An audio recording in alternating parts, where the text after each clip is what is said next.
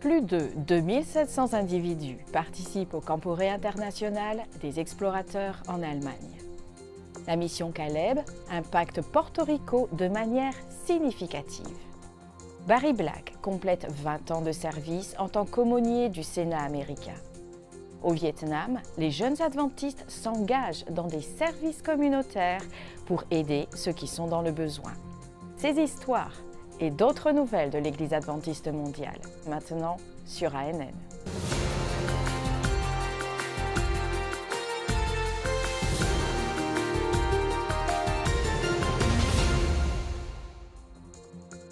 Le 14e Camporé des explorateurs pour l'Europe du Sud et de l'Ouest s'est déroulé à l'université de Friedensau en Allemagne du 31 juillet au 5 août 2023.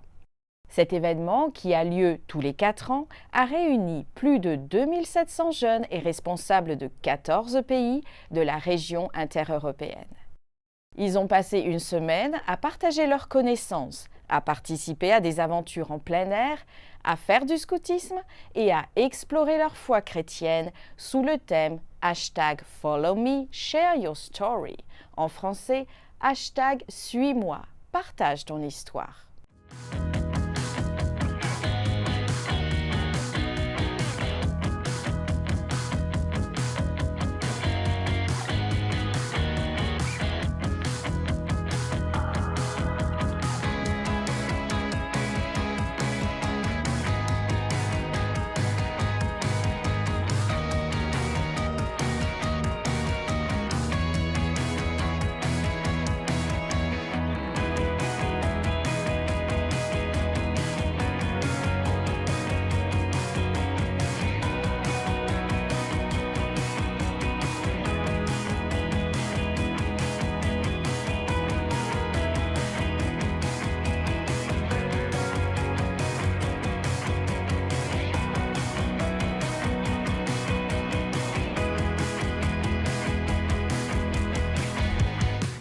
Les moments culminants de cette rencontre se sont déroulés les vendredis et samedis soirs.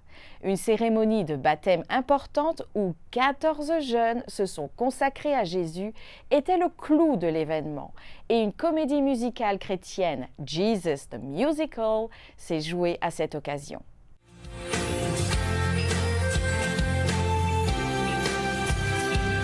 Blessed are all those in need, the poor in spirit sick in me, for the reign of God belongs to them. Blessed are all those who mourn, God hears what they're crying for, and they surely will be comforted. Blessed are the meek and gentle, For they will inherit the earth, and those who thirst for justice will one day be satisfied. Oh, how happy they will be, oh, what mercy they will see. for the mercy that I offer, I will freely give to them. Oh, please forget you are. All you who are pure in heart, this is my promise. One day you will see our God face to face.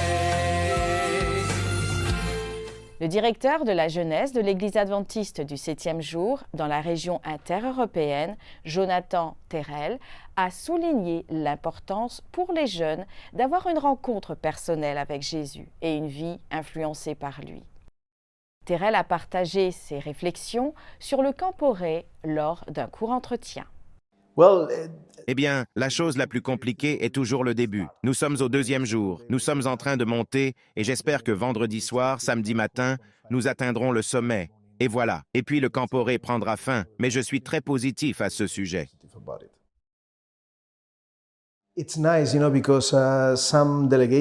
C'est super parce que certaines délégations sont venues pour la première fois avec de nombreux participants. Cela montre un sentiment de communauté que nous pouvons voir lors de ces événements. C'est magnifique de voir la différence dans les couleurs et les drapeaux, de voir les enfants se promener, s'amuser et profiter du temps.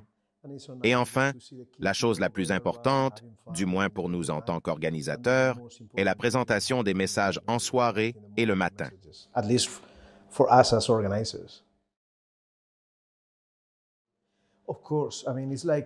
Bien sûr, c'est comme à la maison. Si vous aviez la possibilité d'aller quelque part où vous vous sentez comme en famille, c'est magnifique. Beaucoup de visages amicaux, de personnes amicales. Vous pouvez parler avec tout le monde, c'est agréable. Je ne parle pas seulement de Fridenso, mais j'espère qu'à l'avenir, nous pourrons organiser ces événements chez nous. Cela donne une sensation différente.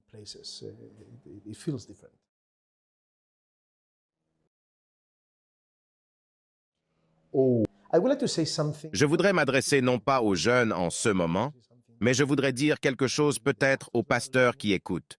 Ne renoncez pas. Même si le ministère devient difficile, continuez d'avancer. Il vous donnera la force parce que parfois le chemin est difficile, mais avec Jésus, tout est réalisable. La ville de Bafoussam, au Cameroun, a accueilli le 3e congrès national des femmes adventistes, réunissant près de 2200 participantes venues de tout le pays. L'événement avait pour thème « Revêtu de la puissance d'en haut, je m'ouvrirai à mon environnement ». La cérémonie d'ouverture comprenait des discours, un défilé des délégations participantes et une action communautaire. Dans le cadre des activités communautaires, un marché gratuit a été mis en place pour aider les personnes déplacées à l'intérieur du pays. Plus de 250 d'entre elles ont reçu de la nourriture et des vêtements. Les personnes présentes ont exprimé leur gratitude. Vraiment, les mots me manquent. Cette action vraiment a été salutaire parce que le marché des denrées aujourd'hui est tellement devenu pas très accessible, même pour le Camerounais moyen, n'en parlons pas pour ces personnes vulnérables. Vraiment, je crois que par cette action, les femmes de l'Église adventiste ont vraiment prouvé l'amour de Dieu, l'amour de Jésus. Je ne sais pas comment dire merci parce que c'est une façon pour elles de nous soutenir dans ce travail que nous faisons déjà au quotidien. Et nous souhaitons vraiment que de telles actions soient régulières. Les femmes ont entrepris une série d'activités, notamment une visite à l'hôpital régional de Bafoussam pour offrir des prières, des fournitures d'hygiène et de l'eau aux patients.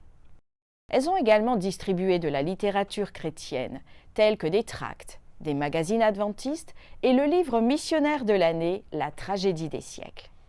Le congrès s'est conclu par des récompenses et des remerciements pour ceux qui ont contribué à son succès. Hope Channel est ravi d'annoncer une nouvelle émission qui sera diffusée cet automne et qui promet de réchauffer votre cœur. Hope at Night est une émission de fin de soirée qui cherche à répondre à des questions stimulantes à travers des interviews avec de vraies personnes et des histoires de vie incroyables à partager. Un public en direct dans le studio aura l'occasion de poser ses propres questions aux invités à l'antenne. Cette série sera animée par le conférencier et auteur Anil Kanda. Bonjour et bienvenue à Hope at Night. Nous avons un épisode incroyable ce soir. Le président de Hope Channel, Derek Morris, a déclaré « Nous sommes confiants que Dieu utilisera ce programme pour transformer des vies ». Le centre de soins Advent Health Infield au Daytona International Speedway en Floride aux États-Unis traite plus de 5000 patients par an. Jetons un coup d'œil à l'intérieur de cet hôpital communautaire unique et découvrons comment ils prennent soin des pilotes et des fans de la même manière. Je suis Mike Poniatowski, directeur des opérations pour l'administration des centres de soins de santé au Daytona International Speedway. Nous sommes dans le centre de soins sur le terrain. Je l'appelle le cœur du Speedway. Nous soignons des patients qui viennent au Speedway pour environ 50 événements par an. Tout ce que le Speedway veut que nous assurions pour les urgences ici, nous le faisons. Et nous voyons 5000 patients par an. Le Daytona International Speedways est surnommé le centre mondial de la course automobile pour une raison. Nous avons tout et nous faisons tout. Nous voyons de tout, des lacérations, des coupures, la toux, des crises cardiaques. Tout ce qu'un patient a à l'extérieur, dans la communauté. Cela représente 25 000 personnes dans le Speedway. Nous sommes leur centre de soins de santé. C'est très bruyant, exactement comme vous le pensez. 40 voitures sur la piste à pleine vitesse. Nous les entendons dans le centre de soins. Vous sortez par la porte. C'est intense. Lorsqu'ils ont un accident, entrent en collision ou dans le mur, ils sont tenus de se rendre au centre de soins pour être examinés par nos médecins. Très énergique et quelque peu chaotique, car on ne sait pas à quoi s'attendre avec le nombre de concurrents et le nombre de blessures. Dans les 4 à 6 minutes suivant leur arrivée, notre équipe médicale est à leur chevet. Nous avons 2 infirmières, un médecin urgentiste, un intermédiaire médical de la NASCAR et un neurologue de la NASCAR qui examine le patient entièrement en environ 6 minutes. C'est le meilleur travail de ma vie. Je l'adore et nous sommes fiers de représenter Advent Health. Des milliers de personnes se sont rassemblées pour des conférences à Santo Domingo, en République dominicaine. Le pasteur Robert Costa, directeur du ministère Il est écrit en espagnol, était le principal orateur lors de cet événement organisé par l'Église adventiste du 7e jour local. Toutes les églises de cette région tiennent simultanément des réunions d'évangélisation pendant un mois. Avec cette initiative, les dirigeants adventistes en République dominicaine espèrent gagner des âmes pour Christ. La deuxième étape de cette campagne accueillera de nouveaux invités internationaux. L'événement culminera avec une grande célébration de reconnaissance pour le 25e anniversaire de l'Église adventiste dans la région, accompagnée d'une grande moisson de baptême. À cette occasion, les pasteurs et les laïcs dominicains démontrent leur ferveur et leur engagement à accomplir la mission. Rendons-nous en Asie du Sud-Est, plus précisément au Vietnam. Dans la ville de Ho Chi Minh, la jeunesse adventiste a lancé un événement de service communautaire visant à soutenir les membres défavorisés de la communauté. Organisée par l'Association des jeunes de Punuam, cette initiative comprenait un programme de cuisine qui a fourni 250 portions de porridge et distribué des livres missionnaires aux travailleurs et aux sans-abri. Cette action a suscité la participation des membres d'Église et de la communauté locale, et elle a également favorisé une culture de compassion, d'unité et de participation active. En voyant l'impact de simples actes de gentillesse, les membres d'Église se sont rappelés qu'à travers leur action, l'amour de Dieu s'étend au monde. Ein in Depth est un programme qui explore de manière approfondie et analytique des sujets d'actualité d'aujourd'hui en s'appuyant sur des discussions avec des professionnels de l'Église adventiste. Cette semaine, Alyssa Truman, la directrice des actualités d'ANN, s'entretient avec Anthony Kent, rédacteur en chef de Elders Digest et secrétaire adjoint de l'Association pastorale de l'Église mondiale adventiste. Il se penche sur le rôle et la responsabilité des anciens de l'Église locale au sein de l'Église adventiste du 7e jour. Les anciens, les diacres et les diaconesses sont très importants. Ce qu'ils font est extraordinaire. Vous avez demandé quels sont les rôles spécifiques des anciens et ceux que nous recherchons chez eux. Tout d'abord, ils doivent être des disciples de Jésus-Christ. L'aimer, l'adorer et le suivre.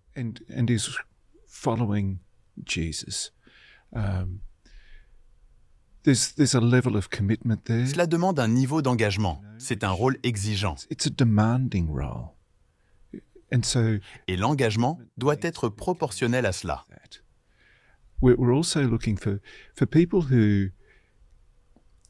Nous recherchons également des personnes capables de diriger et d'avoir un impact dans l'Église locale, qui sont respectées par cette Église, car pour qu'un ancien puisse fonctionner, il doit être élu par l'Église locale et consacré. Ce sont 2 critères importants. Être élu est un indicateur du respect, de l'estime et de la reconnaissance des qualifications de cette personne. Certaines personnes apporteront certaines forces au rôle en fonction des dons spirituels qu'elles auront reçus.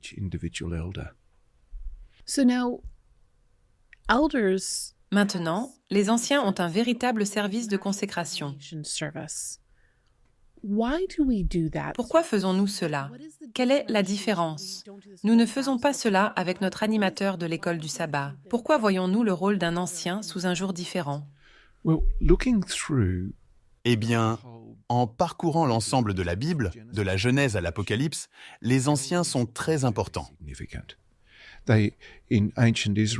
Dans l'ancien Israël, ils exerçaient une grande influence sur le peuple et ils le dirigeaient. Et c'est toujours le cas aujourd'hui. Dans le Nouveau Testament, Paul et Barnabas, lors de leur voyage missionnaire, ne se contentaient pas seulement de baptiser et de conduire les gens à Jésus. Ils les confiaient aux soins des anciens, ce qui était vraiment crucial. Le rôle des anciens, tel qu'il était à l'époque, il l'est encore aujourd'hui, à savoir prendre soin et nourrir spirituellement les gens, les guider plus près de Jésus dans leur compréhension de la parole et dans leur expérience avec Jésus-Christ. Nous serons de retour après la pause, avec des nouvelles des adventistes qui impactent leur communauté dans le monde entier grâce au partage de la bonne nouvelle de Jésus-Christ.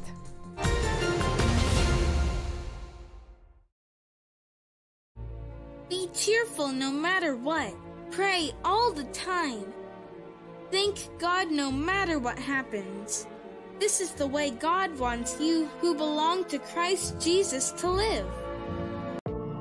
Why is there evil in the world? Are Christians hypocrites? Is the Bible a fairy tale?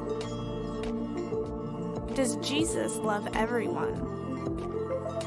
Church doesn't feel relevant to my life. Is God even real? You have questions? Let's talk about it. I Believe Bible.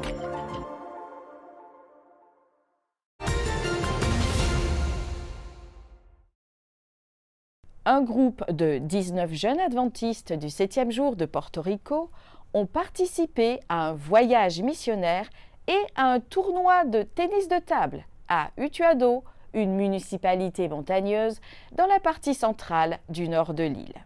Au cours de leur visite, ils se sont impliqués dans diverses activités de services communautaires, telles que la distribution de nourriture aux familles à faible revenu, le nettoyage des rues, la peinture des maisons, la tonte des pelouses et la visite d'agences gouvernementales et de foyers. Ils ont également organisé 2 séries d'évangélisation pour les jeunes où ils ont partagé des livres missionnaires, offert des prières et fourni des repas chauds. Cette initiative, appelée Mission Caleb, fait partie du programme d'évangélisation de l'Église adventiste du 7e jour qui implique les jeunes dans des activités sociales et de témoignages pendant leurs vacances d'été. Le groupe a organisé un tournoi de tennis de table qui a attiré 65 joueurs et de nombreux membres de la communauté qui ont assisté en qualité de spectateurs. Cette rencontre a débuté avec de la musique et une méditation spéciale dirigée par l'équipe de la mission Caleb. Les gagnants ont reçu des médailles et le public a été invité à regarder Spin, le film évangélique de l'Église adventiste du 7e jour. Plus de 120 personnes se sont inscrites à des études bibliques à la suite de cette rencontre. 20 ans se sont écoulés depuis que Barry Black est aumônier du Sénat des États-Unis à Washington, le district de Columbia. Barry Black, qui aura 75 ans cette année, est arrivé à ce poste après une carrière étendue en tant qu'aumônier de la Marine des États-Unis. Il est le premier aumônier militaire, le premier adventiste du 7e jour et le premier afro-américain à occuper ce poste au Sénat américain. L'une de ses prières les plus mémorables au Sénat américain a été prononcée le matin du 7 janvier 2021, un jour après les incidents qui ont entraîné la mort de 4 personnes. Le New York Times et d'autres médias nationaux ont cité ces paroles. Nous déplorons la profanation du bâtiment du Capitole des États-Unis, l'effusion de sang innocent, la perte de vie et le marasme dysfonctionnel qui menacent notre démocratie. Son invocation historique s'est terminée par une demande spéciale à Dieu. Utilise-nous pour apporter la guérison et l'unité à notre nation et à notre monde blessé et divisé. Lors du rassemblement virtuel, l'aumônier du Sénat des États-Unis a partagé le message « Comment avoir une rencontre rapprochée avec Jésus ». Il a conclu en montrant une autre de ses compétences en chantant « Have thine own way, Lord », en français « Jésus doux maître ». Et chaque jour, louons Dieu chaque jour pour dire daily to say, have thine own way, Lord, have thine own way. Thou art the potter, I am the clay. Mold me and make me after thy will while I am waiting, yielded and still. que sa volonté soit faite. Hope Channel Inde remercie Dieu pour une année d'opérations bénies. Avec des programmes percutants qui mettent l'accent sur la miséricorde de Dieu, les diffusions ont atteint des millions de personnes en Inde. Harpur Studio. Le studio Harpur sert à la production de programmes télévisés chrétiens de haute qualité en hindi et 18 autres langues du nord de l'Inde, avec un public de 750 millions de personnes. La miséricorde de Dieu et l'espoir sont proclamés à un monde en détresse par les programmes remplis de l'Esprit.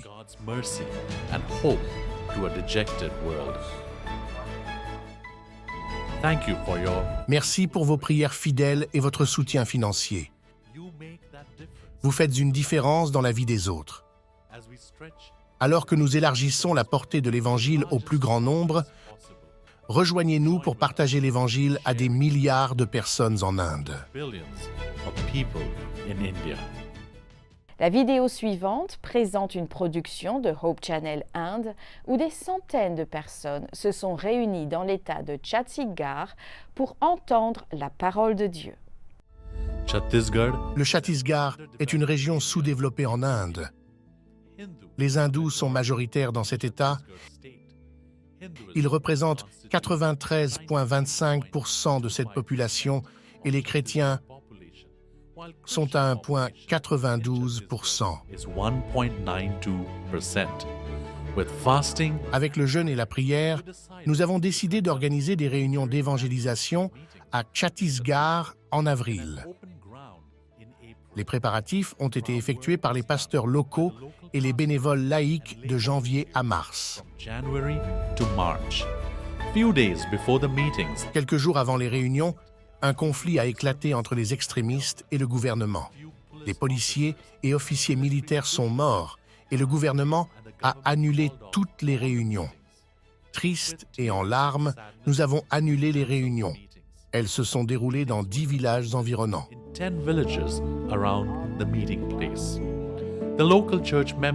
Les membres d'Église ne laissent jamais leur foi et leur passion pour l'œuvre de Dieu s'éteindre.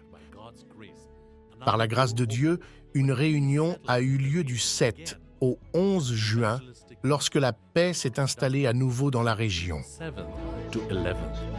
Des personnes des 10 villages se sont réunies pour entendre la parole de Dieu, réunissant chaque jour environ 800 à 1000 personnes.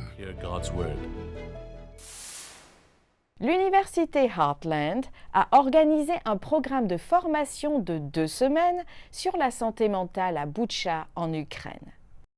Cet événement a eu lieu sur le campus de l'Institut ukrainien des arts et des sciences. Initiée par le prédicateur et évangéliste Mark Finlay, cette formation visait à fournir une assistance psychologique et des bases en santé mentale aux Ukrainiens, notamment à la lumière de l'invasion russe du pays. Le cours a attiré 60 participants issus de milieux divers, dont des pasteurs, des psychologues, des aumôniers et des personnes intéressées par le service communautaire. Au cours des 2 semaines, ils ont acquis des compétences pour aider dans des situations de crise, gérer le trouble du stress post-traumatique et fournir un soutien spirituel efficace. Les participants ont apprécié la complémentarité entre les principes bibliques et les méthodes psychologiques contemporaines de la formation.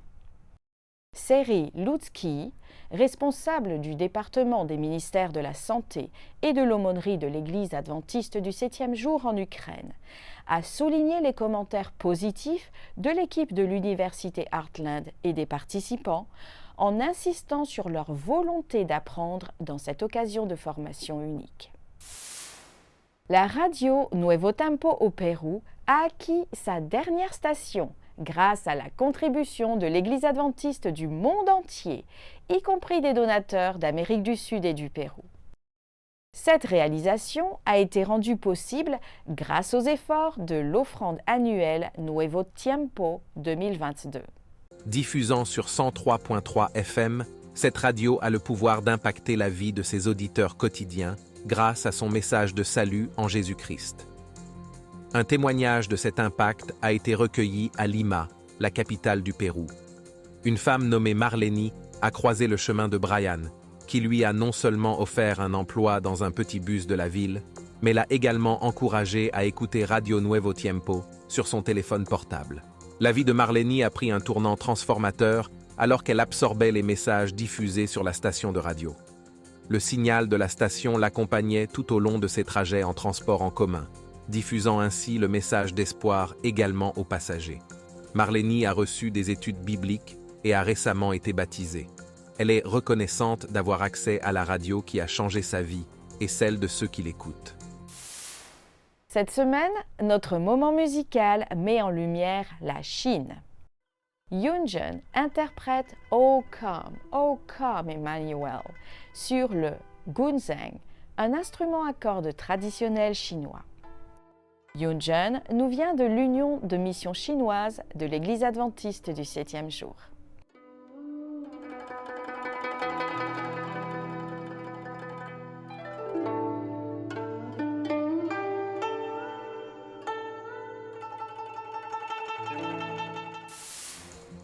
Merci d'avoir suivi ANN. Rejoignez-nous la semaine prochaine pour plus de nouvelles du siège de l'Église adventiste du 7e jour. Saviez-vous que l'Église adventiste du 7e jour a une chaîne YouTube où vous pouvez regarder ANN Vidéo, ANN in Depth et plein d'autres vidéos étonnantes sur la prophétie, la santé et l'étude de la Bible? Cliquez sur le bouton « S'abonner » pour ne jamais manquer une nouvelle vidéo. Vous pouvez également nous laisser un commentaire ou un sujet de prière. Une équipe prie pour vous, 24 heures sur 24 et 7 jours sur 7. Avant de nous quitter, voici une bonne nouvelle, tirée de Jérémie au chapitre 29 et au verset 11. « Car je connais les projets que j'ai formés sur vous, dit l'Éternel, projets de paix et non de malheur, afin de vous donner un avenir et de l'espérance. » Ainsi s'achève notre programme de cette semaine. N'oubliez pas que vous pouvez toujours visiter adventiste.news/fr pour des nouvelles quotidiennes et des vidéos. À la semaine prochaine pour d'autres nouvelles de foi, d'amour et d'espérance. Que Dieu vous bénisse.